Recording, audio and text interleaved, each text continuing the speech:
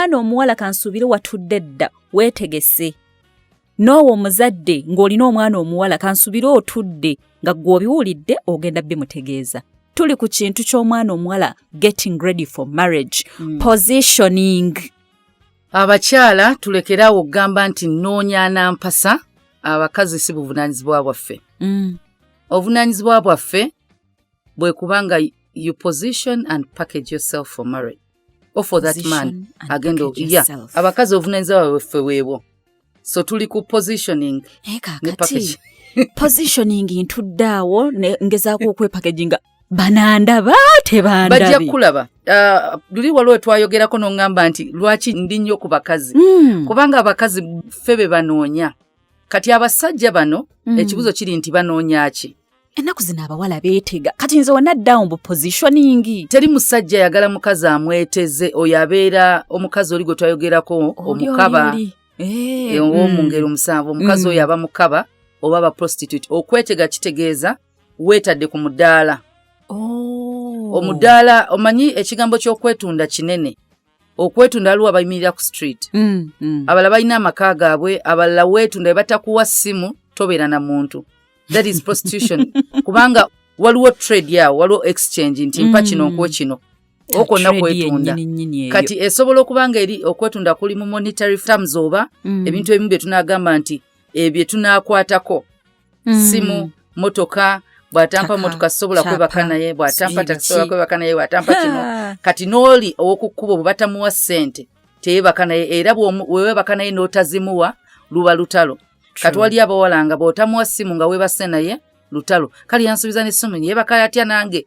Kati you prostitute. Naye kati waliwo okwetega nga bw'otandise okukola.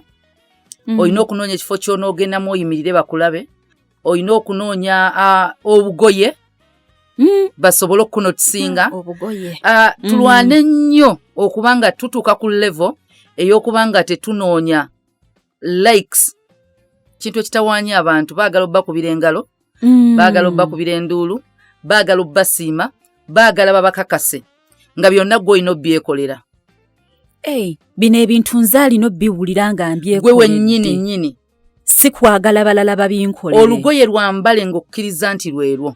Si kutuuka bweru abantu bwe batakusiima nti tonyumye kifuuka ekizibu. Bwe bakusiima owulire nti okay, ndowooza nanyumye. Waliwo ne bano nga walaba omulala ng'ayambadde olufaanagana. Kitulumamu ng'abakyala abami bafuuka ba mikwano.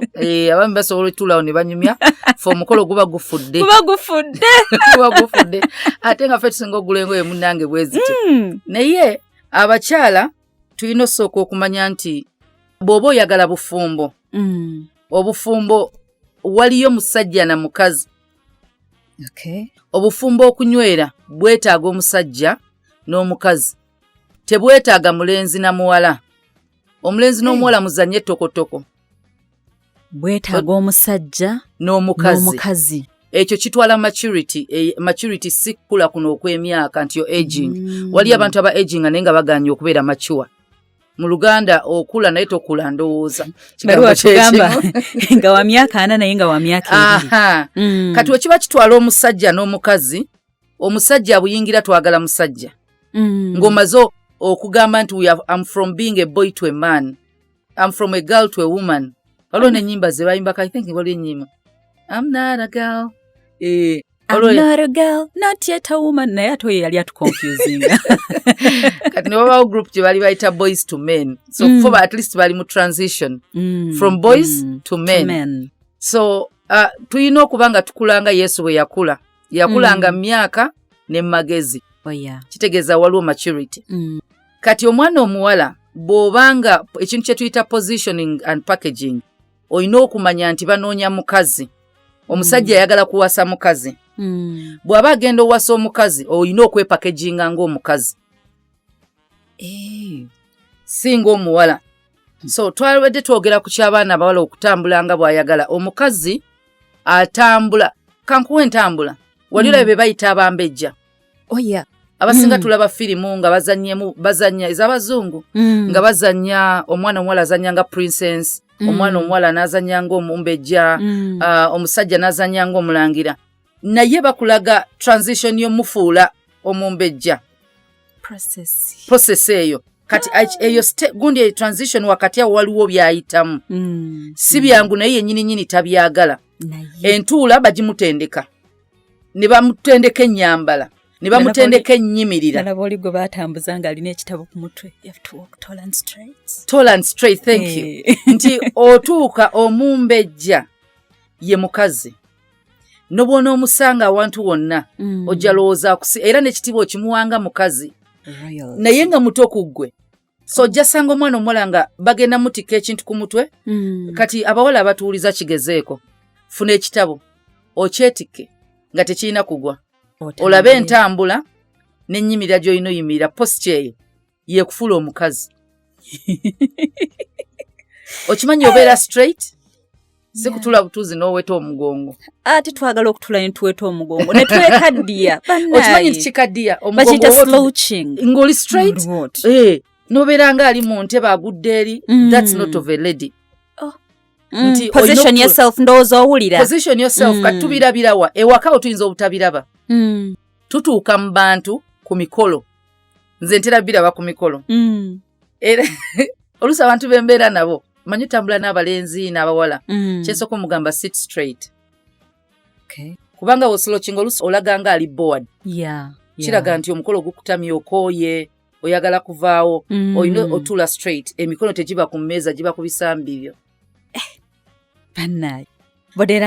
body language kubanga omuntu waliwo akulaba kisinziira community gy'olimu waliwo abantu betubeeramu ng'akutegeera okusinziira bw'oli engeri gye wepresentinze ekintu abantu abamu bagamba nti nedda si kikulu kubanga tugenda kwogera ne ku character nnungi naye bwe tulaba Esther baamwambaza asobole okuba nga bw'agenda mu maaso ga kabaka feva eya Katonda weeri naye ate waliwo ejja ey'obuntu nga onyuma okulaba okutunulako kati omuwala olina okubangwa mu packaging yo ne positioning yo mulimu ennyambalayo n'endabikayo ng'omuntu bw'akutunuulira oli kye tuyita oli presentable kino tekitwala bbeeyi ya ngoye si make-up wabula kitwala omuntu ali clean nga wetutunulira engoye zo wadde waluguze mu downtown lutukula lugolole olina order bwe tukulaba ku nnyambalayo n'omutwe gwo guliko order kyekikusibya enviiri eza kkale ennya gwatasikiriza binyonyi kubiikira mu magi mu mutwe gwo annange kiki ekyo sikulimba waliwo omwana gw'olaba muto ng'enviiri zimuli ku mutwe ezo enviiri si za mumbejja nze nabeerako mu karaoke z'abazinyi ba karaoke era nsooka buuzo n'omuwala dansa muzanyi wa firimu muyimbi kubanga eyo bambala buli kimu kyonna okulukinga oba fane simanyi ebisikiriza oba abantu okubeera ng'osita kati eba byambala tu stand out ng'omuyimbi ojja sanga omuyimbi ng'alina ebirevu ne wabisalako sayidi emu ekimu ne waba ng'aliyo ekirevu sayidi teri omuntu atali muyimbi toyina attention gy'onoonya okustandinga out ate kati gwe bw'oba oli musajja twagala ng'olina order mu ndabika kati omwana omuwala mu ndabikayo muyina okubaamu order bw'oba oyagala obeera omukazi kubanga omusajja ono anoonya mukazi wa kuwasa tanoonya muzinyi wa karaoke ne bwagenderera abasajja bo ne be bakwana abawala ne babajja mu music oba mu entertainment yonna aba n'olutalo olw'omukyusa into a wife era olwo olutalo lujja nnyo abayimbi yogamba nti ye lwaki yamuwasa teyamulaba nedda wali yali muyimbi kati alina mukazi we ekyo kirimu enjawulo nti oba ogenda fuuka mukazi we alina bw'ayagala olabwe gwe akufunirako ekitiibwa tayagala atambule naawe nga bakuvuma nga waali so ogenda kwesanga ng'olina okufuuka the wife he wants you to be ng'oli omuwala tokyamuli olina okwambala enkofiira bbiri bw'obeera ng'oli mukyala ng'okyusa bw'oba oli ku stage ng'obeera by'oyagala kati ayagala bw'anaaba atambula ne mukazi we tatambula ate na muyimbi nti bw'aba atambula ne mukazi we tatambula na presenter ojja kunsanga nga olwe nakoleranga zibula atudde ne viva nga bwe mba njogera ku mpewo era n'abantu bagamba nina ensonyi weeziri naye ku mpewo eri character ndala waliwo lwenyimirira mu kiti nga ndi mukyala wa muntu waliwo okusomero lwengenda kati nga ndi maama wa mutabani wange nga ne bw'oyagala kukoleremu byenkola ku radio sisobola mu maaso g'omwana wange mu maaso g'omwami wange siri presenter oli mukyala we ndi mukyala we kati nja kwegendereza kyenyambala kyenjogera ne bwe nsanga abantu ku mukolo ne baŋŋamba nti bannange tukuwuliriza bannange kati waliwo kino nekino lwayogera kino mugamba omanyi kankuwa ennamba yange tujja kwogera naye kaakati oba kino nkikubuuze engeri gy'oli wano kaakati wabeera nga tuli wano twakava wano mu mpewo omwami najja ne tumusinkana awo tubadde tutambula how do you switch very fast kati sikyali presenter bw'aba ali yekka nsobola okuba mukazi we ow'effujjo bw'aba waliwo abantu bonna kakiva kuli nti mwami wange waliwo nga musumba waabwe MD businessman waliwo offices endala z'ayambala so bwe mba nrelatinga naye mbantu ali mu kiti kye okay. bwe tuba ku church era ojja musanga ng'atema dansi n'abuuka bw'aba ali ku event ya kivulu ojja musanga ng'atema dansi n'abuuka yali ku cricket over nga talina wazinira ng'atudde mu kifo kimu bw'ati nga waliwo muntu mulala nnyo olw'environment gy'alimu tewaliwo ttendo tewaliwo ki ng'essuuti agyambadde asobola yimirira ne bamuyita n'asaba bwe yamala okusaba n'akola kye bamuganye n'adda mu ntebe ye n'atuula omulundi ogwo ekkanani kyatagenda kukola okay. kati omwana ono omuwala bw'oba weeteekateeka ng'ogamba otuuse okufumbirwa ekibuuzo kiri nti oli ready okufuuka omukazi agenda ofumbirwa oba okyayagala okubeera omwana omuwala omwana omuwala buli omu mukwano gwe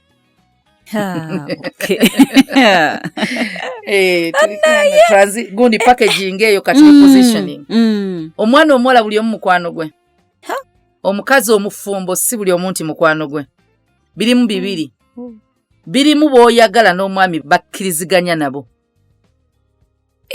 bebe ne bagamba nti ng'omwami yagamba abo bakwano ABCD mbalabamu obuzibu kye bayita okufuuka ababiri bayibuli etugambamu Amos 3:3 two cannot walk together unless ekigambo unless ekyo singa ffenna tukirowoozaako nti musobola okwawukana ku buli stage bayibuli teyayogerako nti before oba after waliyo abantu ne bwebanga katugereze mu kibiina ekya NUP nti bayinza okuba ideology kati zibagatta balina ideology emu singa mukeera omuntu omulala n'afuna ideology endala aggulawo ekibiina ekirala ekikontana mwawukanye nemba mwakola endagaano etya ne bweba business company nga mugambye nno katuli ba partners singa mukeera ne mudisagree nga ku kintu kyemwagringako kyekitegeeza nti you cannot have two visions in one vision mwe mugenda ova ekigambo kye bayita division those are two visions oba kye tuyita division mwewabudde mwawukanirawo kati bw'aba ng'ababiri temusobola tambulira wamu okuggyako nga mutabaganye unless you've agreed or you are in agreement ebimu ku byo be mugenda okwagringako be bantu be mubeera nabo oba be muyita abammwe mukitegeeza emikwano gy'omwami we gifuuse gigyo n'egigyo gifuuse gigye kati bw'aba tali comfortable n'egigyo okufuuka egigye obuzibu buzze naawe bw'oba toli comfortable nagyo ebyandiyogeddwako mu dating okay. nti be bano mikwano gyange era be bagamba nti abawala batwala mikwano gyabwe ku dates omuwala abamulalu alina mugamba omulenzi badde njagala kwanjulira mikwano gyange tusinkanewa omwami amiitinga emikwano gyo ate twegendereze nnyo emikwano gyo giba gikuswaza then manya olina bantu bakyamu nga tosobola gitwala wali bbaawo na mikolo gya bbaawo ne mu famire ya bbaawo nga tebasobola gendayo emikwano mikyamu buli kyowulira nti kikuswaza kite oba mukwano oba Kite. kantu oba muneeyisayo ekintu kyonna ekikuswaza ta okay. kati tuli ku mwana omuwala alina okufumbira tugamba nti we positioninze otya are you ready to be a woman kati kyovulaba n'omukazi omukulu bajja gamba yeeyisanga omwana omuto mukulu myaka naye aganya ofuuka omukazi kati omwana omuwala buli mwomu asobola obeera mukwano gwo abasiyazi weesalirawo ekyo teri akikusalirawo. Ababbi, abenzi, abakaba, abatamiivu, buli muntu yenna mukwano gwo. Kati bwogeza n'oyingira nti kati nfuuse mukazi, tandika okubanga waliwo gwe mbadde ngamba ku makya nekiteeka ku status yange nti teri muntu agenda kusalirawo ku kyoyagala kubeera, gwe olina okwesalirawo. Kati ekintu kyonna ekikulemesa ofuuka omukazi kite yebbaala. Omukazi tagenda buli wamu. Olwaki? Anoonya ekimuyongerako n'ekimukosa akyetoolako. Bukyanga onye omwenge wali weeyongeddeko ki?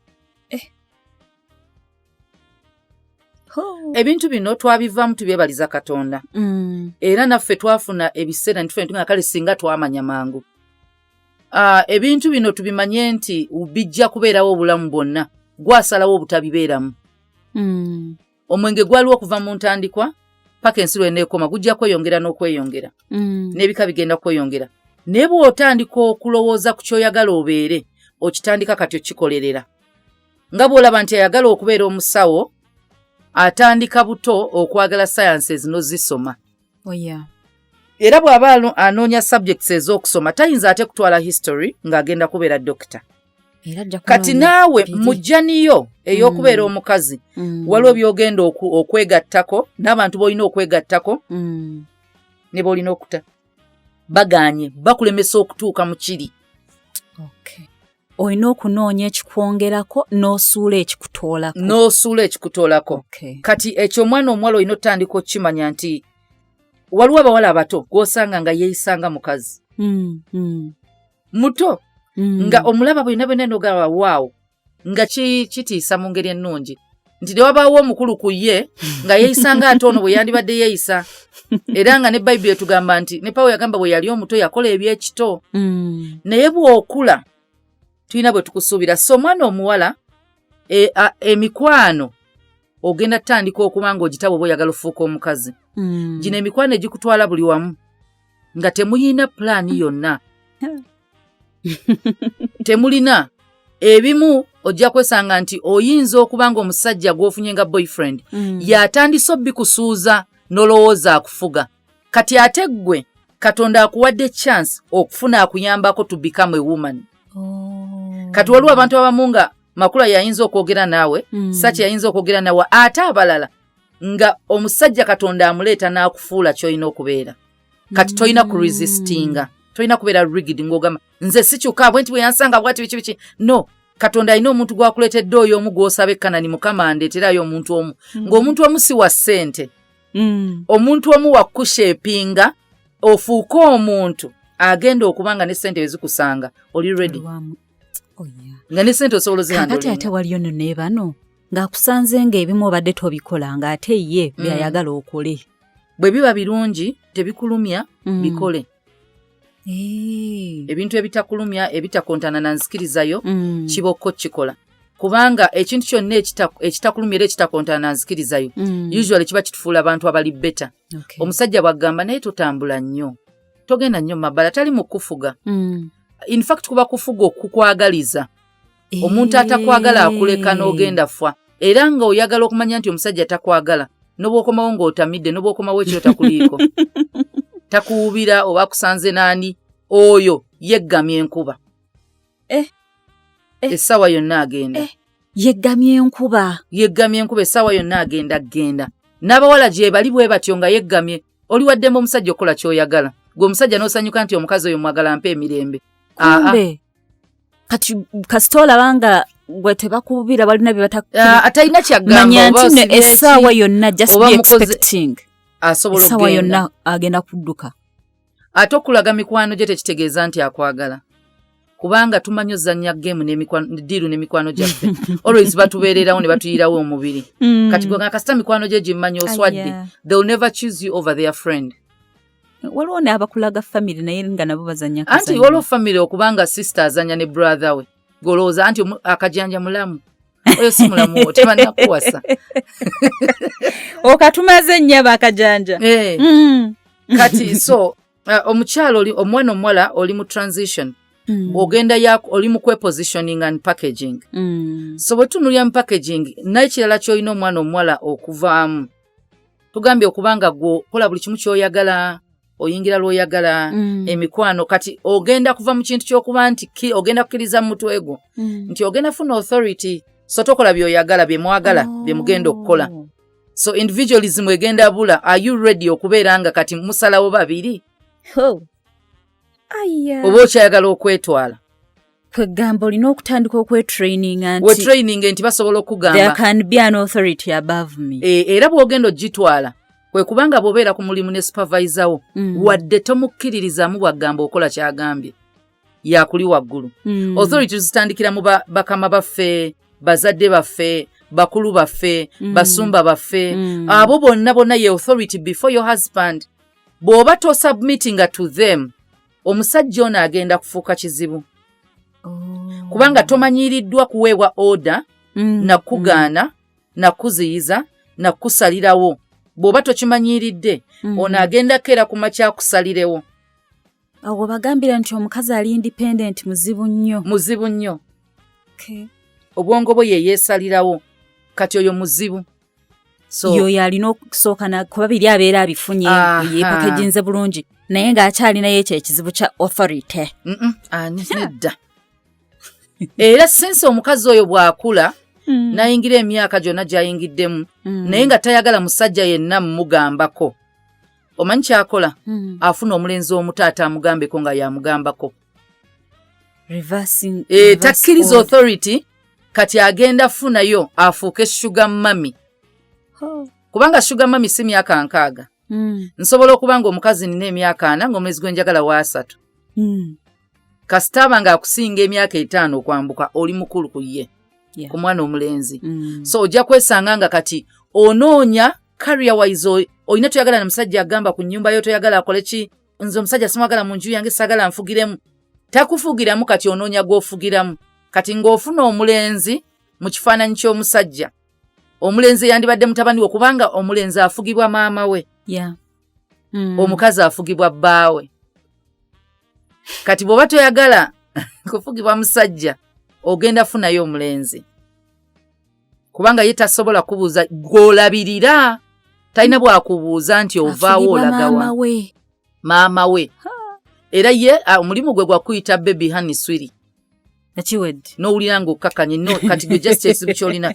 So abaana abawala ekyo bw'oba ogamba nti otuuse okubanga oyagala fumbirwa okkirizaayo authority bw'oba ewa maama wo ne taatawo nga bakyagambako n'onyiiga no throwing tantrums n'osiita n'otasula waka abasajja batugambako ne batugaana ne tunyiiga naye ng'akyogedde tokyalina kyakkola n'ofaafaagana nakyo agambye togenda genda ku Easter wammwe Christmas eno togenda genda mu kyalo.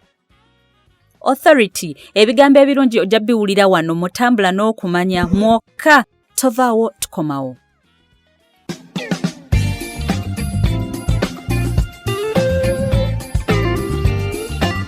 Kulikayo nnyo ddala mu kuwummulamu okwo era nkwebaza nti okyali naffe mu program Tambula n'okumanya. Tuli kantu ka authority. Bannaye ekigambo authority ekyo kikulu nnyo. Ate kitawaanya abakyala bazibu nnyo ekintu ekyokusubmittinga kubanga submission anti obeera osubmittingira authority. Kati ekyo abakyala basinga bakisanga nga kizibu. Ate kyangu nnyo osanga omukyala nga submittingira authority etamuyinaako na buyinza. Yes, bweri naye si a priority. Kubanga munnanga ate ku mirimu kitwanguyirako oba naye wakoba kyekibeerawo simanyi lwaki nga olaba nti nabbi anyomebwa mu kitundu mwava. Abasajja banyomebwa nnyo bakazi baabwe. Ate n'omusanga nga afukamirira boosi we musumba we omuntu yenna omulala atali mwami we. Abaami bano balina ekintu kye batuwa buli muntu kyatasobola tuwa kwe kututeeka mu maka gaabwe. Boosi tagenda kikuwa omulimu ne bwe guvaawo olina gyodda naye togenda sula ku mulimu nga baggobye. So ndooza kiva mu ntandikwa Eva yagana owuliriza Adamu n'agenda n'awuliriza Sitaani. Nze simanyi nakumanya naye bw'oba oyagala okubeera omukazi era ng'ogamba nti njagala kufumbirwa ekyo kirowoozengako nnyo. Okikkiriza nti wali agenda okufuga obulamu bwo nga Kristo bw'afuga ekkanisa. Si mu bubi si miggo kubanga Kristo ate talumya kkanisa. Awo tugambira nti we bakirumya Kubanga sitaani asobola okuleetera omuntu agenda okukulumya. Egyo emisege gyambadde amaliba g'endiga obulamu bwo si gwe Yesu togenda fiirira kanisa. Nti ekifaananyi nino fiirira ekifaananyi ekkanisa eneraba etya vaawo. Naye bwe kibanga buli kimu kigenda kutambula nga Katonda bw'akyagala. Nga kya bulungi. Olina okuba n'omuntu akufuga akuli waggulu. Kati ebyo byonna we tudda ku mukazi gwe wenyini bw'olina okweyisa. Olina okutandika okubanga kati otandise okukkiriza nti oyina entunuli twasemba twogera ku ntambula. Twayogera ku ntambula. Walk like a lady. Tugambye teeka ekitabo ku mutwe otambule tulabe tambula nga atayagala kisuula. Obanga olina tray y'amagi. Olaba bw'otambula nayo. Abamu tutambula tumaguka. Kisinziira ku mulimu era ne ku mulimu nti waliwo emirimu nga si gyakutulawo wamu. Abantu okola mu butale okola kyejo olina okutambula. Ne waliwo we tutuuka nga toli mu katale. Toli mu kuweereza nti asha.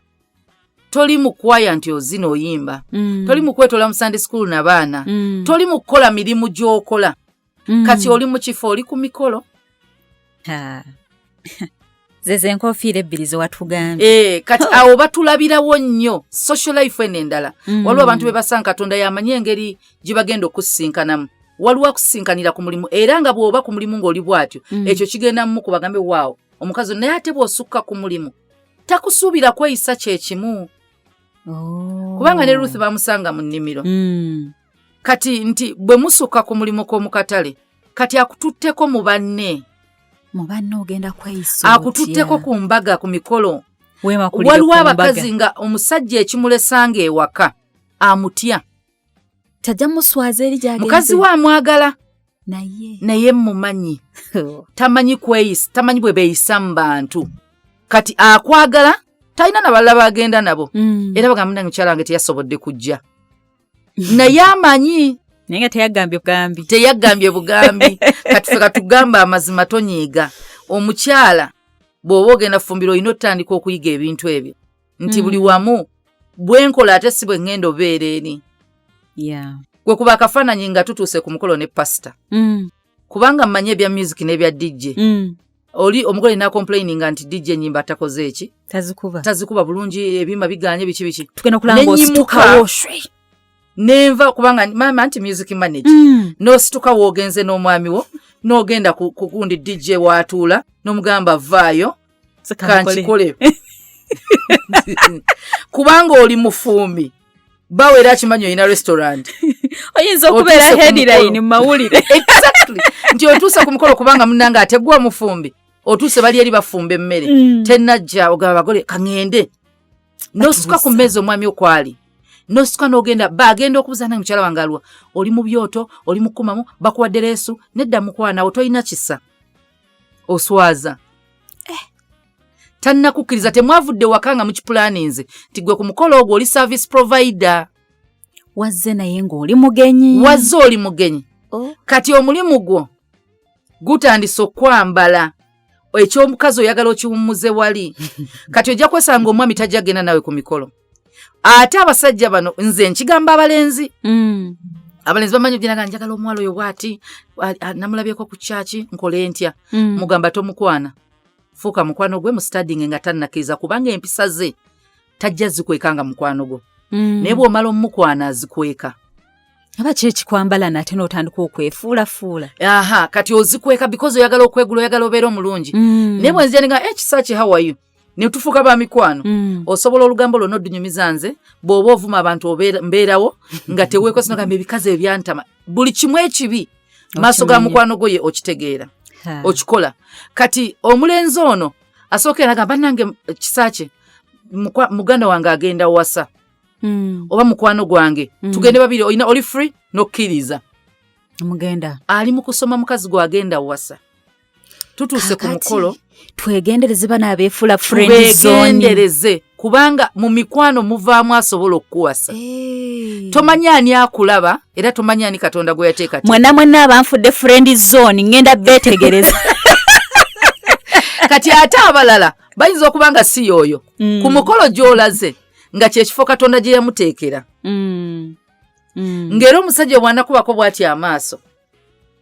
N'agamba bulijjo nnoonya omukyala yeetwala bw'atyo.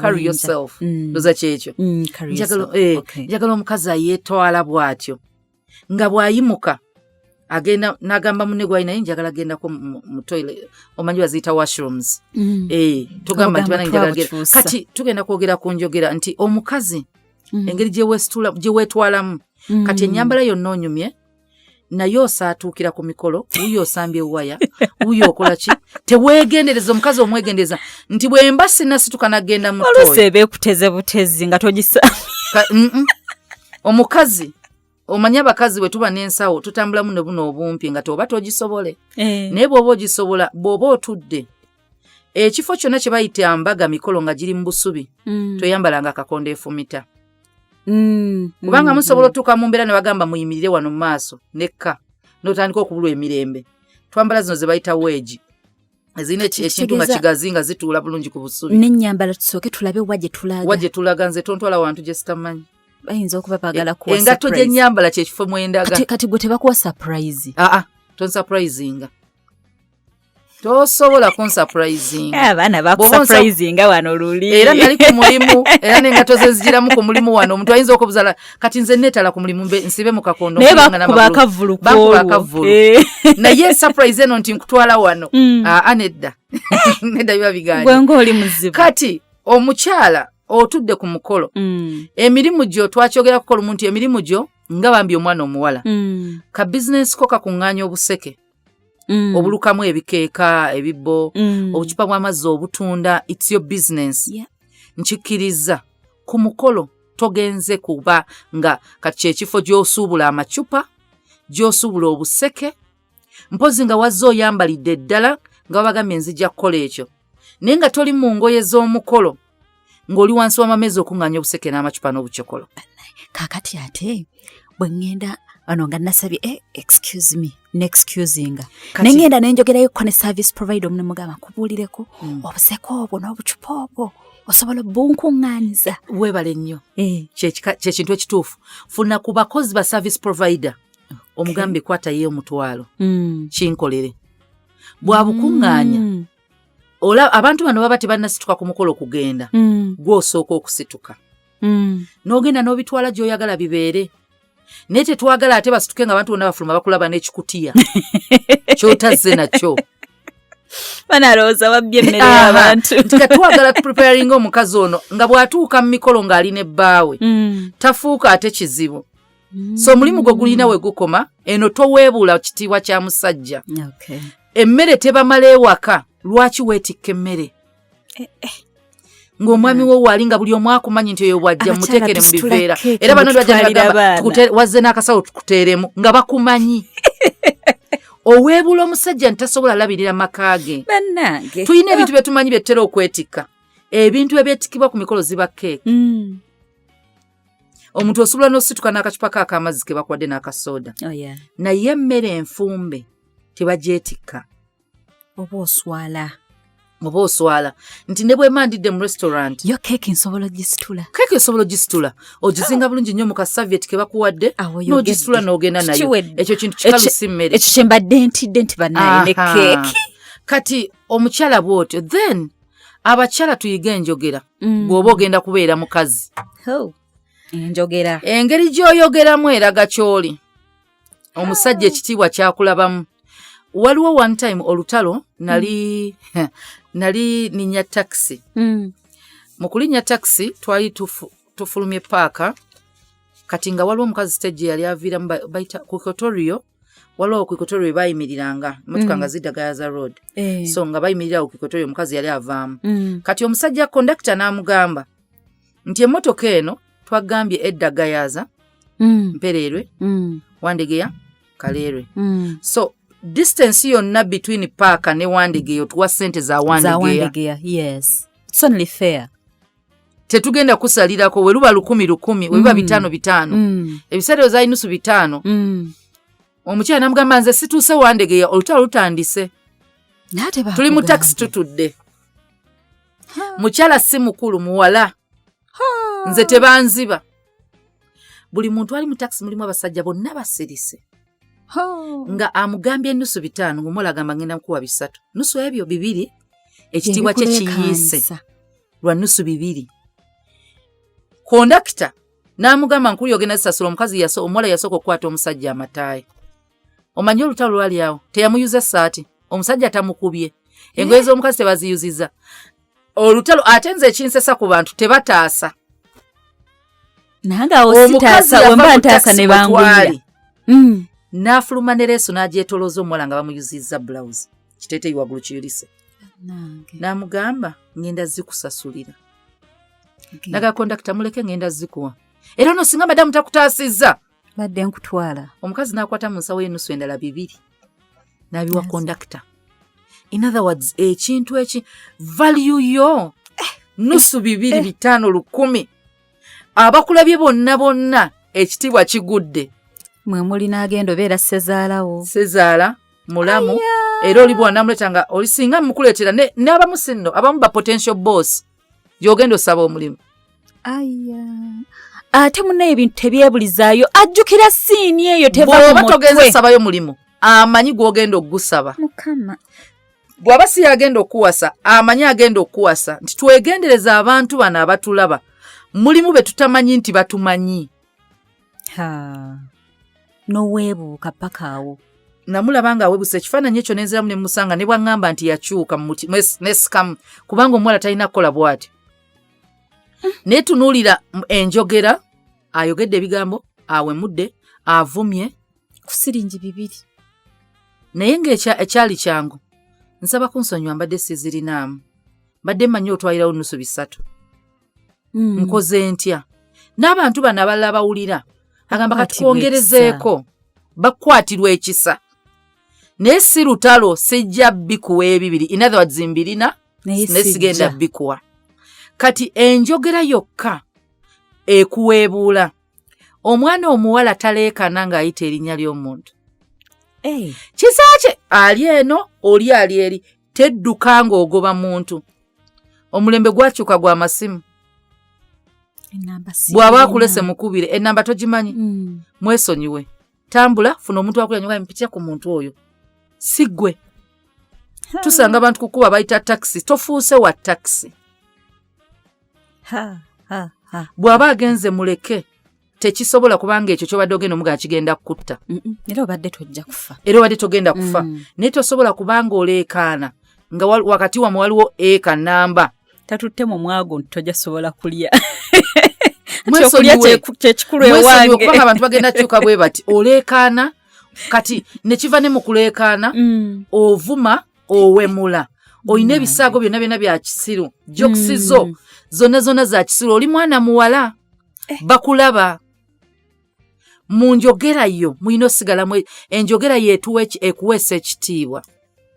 Waliwo obugambo obutono. Excuse me. Sinviira mpitewo. Nsaba kuyitako kikulemye. Vaayo. Oyo si mukazi.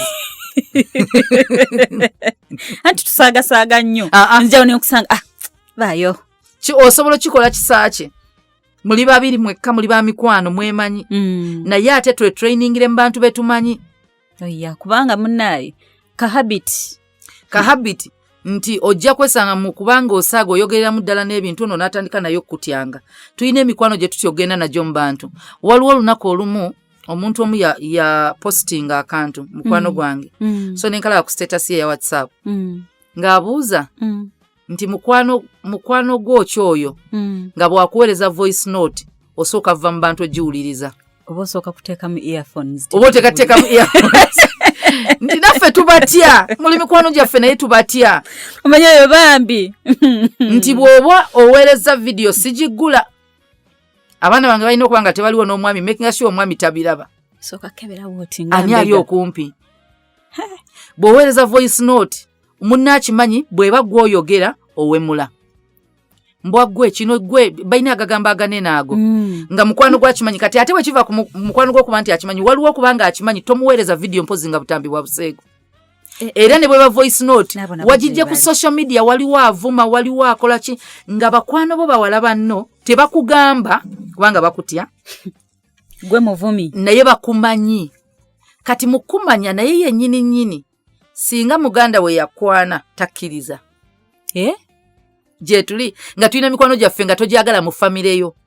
gibeere eri balaba muwase naye si mu famire kubanga omanyi empisa zwe zonna obwenzi bwe abukola olaba abasajja abakuula olaba bwe kuba kuwemula kuvuma avuma olaba era tuseka naawe nga ffe tukusekerera si kusekerako ng'okola lyonna effujjo kati singa muganda wange akera n'agamba banange mukwano gwoyo njagala muwasa nze nsooka owasa ki ekyo togeza kyangu nnyo sanga abavubuka abenzi bombi omu n'akwana muganda we beekuba balwanira ddala omanyi lwaki amumanyi era talina bwamumatiza nti emize gye gyakola abakazi abalala tagenda gikola sisita we kati naffe tuba twemanyi mikwano gyaffe tugimanyi obuvumi bwo olugambo lwo obubbi bwo buli kimu kyonna tosobola beera mulamu wange bannange oyogedde ekintu nno ekinnyumidde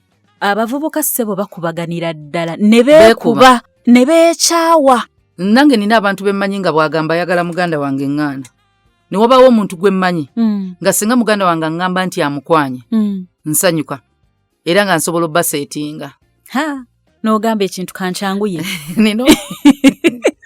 nina scenario emu gye nalabako waliwo muganda wange kati nagaa naye banange abawala nga babuza abalungi ne mugamba gye bali ne mugamba nina bemmanyi 5 bonna fuuka mikwano gyabwe gwoyagala gwoba okwanako nga nange mba mwagaliza 5 singa balamu bange nandibadde mukazi nandibadde mwannyina omusanyufu nti manyi muganda wange ali safe ali okay ali happiness ng'okubeera ne ssenga ng'oyo omukazi yazaala abo abaana ne wabaawo omuntu we bagamba mulamu ogamba wangi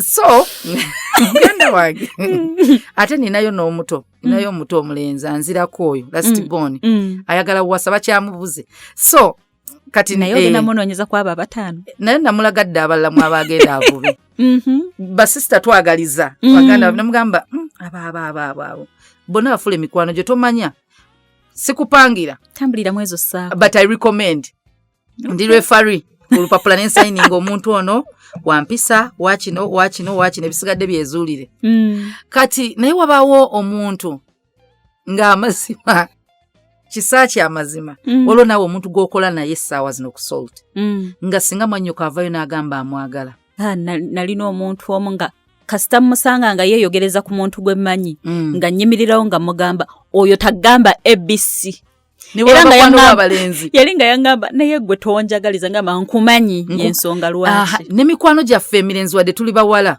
najjo tulina gye tutayagaliza era nga bwageza naŋŋamba nti agenda wasayo ngamba ndendako leka muwala w'abendi nkumanyi nkwegayidde muveeko nkumanyi togenda muwasa bambi na convince nga nagamba ambagereza scenario twali lumuvuki nga atuga angamba agenda kuwasa nimugamba wabadde ki oli okay wangamba togenda wasa era gwe abakazi bayaye biki nanga ngenda azanya nkuwadde emyezi 6 singa nkiraba nga oli consistent kwoyo ogenda wasa nangamba bwoti olujo bwondowooleza nimugamba bwenkumanyi togenda wasa kugamba yakuba akavulu we yasalawo ngenda olaba byaddala aleeta omuwala nagamba this is the girl nemugamba netumwaninga naye omuwala ono ali muki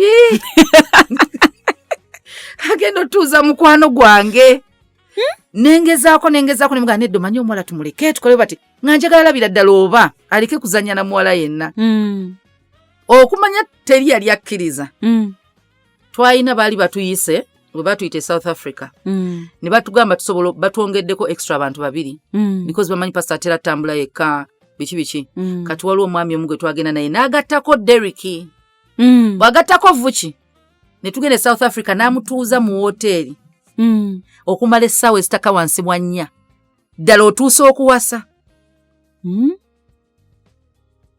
namugamba nimugamba Derrick mbw agenda kuwasa nagamba agenda wasaani oyo ani nendumubuulya nimugamba nange ekino nakino gwe musumba we kitaawe biki nagamba tekisoboka tugende tutuule ng'abasajja amwashuwaringe nti ddala kituufu bwe kiba kituufu then gy'ogenda waliyo bino